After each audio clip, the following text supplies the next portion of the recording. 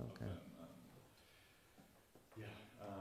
Food aid is being used as a weapon of war. The UN-led system is being systematically undermined and degraded and being seen as part of the problem. And within that, food aid, the basics of what we do as humanitarian organizations, is also being seen as part of the problem. So what we need to do, what the obligations on the state of Israel are to tackle this problem, are being portrayed as part of the problem. And of course, it's being used as one of many tools to pressure the population and pressure the authorities inside of Gaza.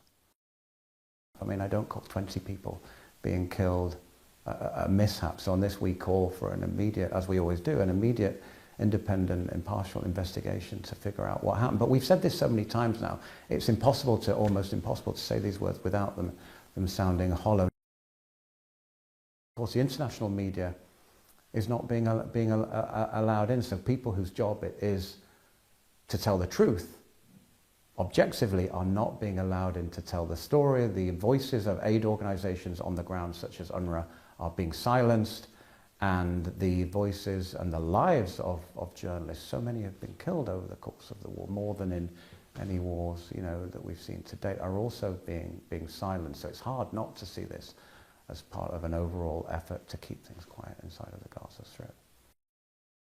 So at a time when we need to be doing everything to provide the services and the support that will keep those people alive, we're yet again faced with a looming threat of further displacement that will just, I mean, is untold suffering on people who may not even be able to move because of the poor health conditions that they're in. This could be the children, but it could also be the elderly as well.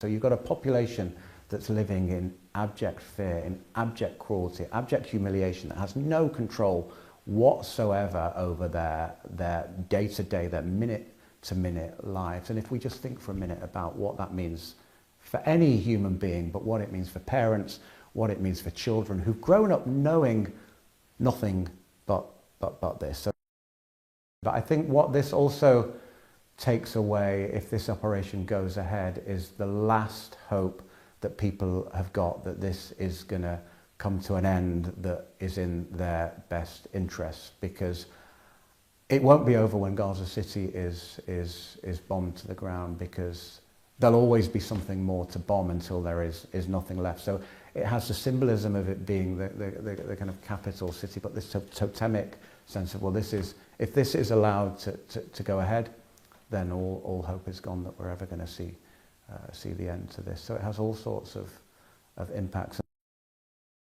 I mean, forced displacement has happened repeatedly throughout the conflict. It's patched up as voluntary emigration, and look, to be, you know, to be proposing that people move to an active conflict zone is, you know, is particularly grotesque and particularly inhuman. And again, famine has been declared since that agreement came into place. I don't know what the details of the agreement are. It wasn't made public. Let's not talk about relative improvements on in the situation where you've got the population of Gaza City is now in famine. The rest of the population in Gaza, according to the experts, will be in famine in the next few weeks if the situation doesn't change. Let's not get bogged down into whether or not, you know, progress is being made against this agreement. If that agreement is not enough to turn the tide on the conditions that are people facing on the ground right now. We've still got the same 6,000 trucks loads of aid that UNRWA had outside of Gaza, paid for in large part by, you know, EU member states, are still stuck outside of Gaza. That's enough food to feed everyone, enough soap to give everyone, enough nappies, diapers, so that parents don't have to put their children in bin bags. Let's deal with the realities of the situation on the ground, get those supplies in, because we and the EU, they have to do everything that they can within their means to address the problem, and allowing UNRWA to function is a key part of it.